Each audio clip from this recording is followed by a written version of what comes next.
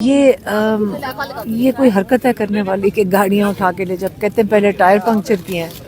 کوئی کہہ رہا ہے آپ کہہ رہے تھے 12 ہیں, کوئی کہہ رہا ہے 14 ہیں. اب گاڑیوں کے ٹائر پنکچر کر کے گاڑیاں اٹھا کے لے گئے. اب یہ کس قانون کے تحت انہوں نے کیا؟ پہلے مجھے بتائیں کہ اس کا مطلب جو ان کا دل کر رہا ہے وہ ٹھیک ہے, اور جو کوئی اور اسی قسم کی حرکت کرے گا پھر آپ اس کو چور کہہ دیتے ہیں.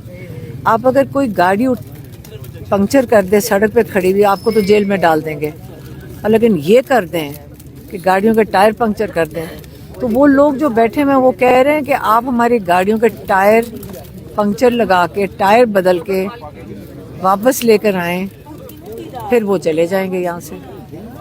ہم تو ان کو بتانا چاہ رہے تھے جو عمران خان کو کہہ دیتے نہ میں ڈال رہے ہیں کہ بھئی ہم عمران خان کو نہیں اکیلا چھوڑیں گے, آپ جو مرضی کر لیں, ہم عمران خان کو پورا پاکستان اکیلا نہیں چھوڑے گا, اور یہ زیادہ دیر عمران خان کو جیل میں نہیں رکھ سکیں گے.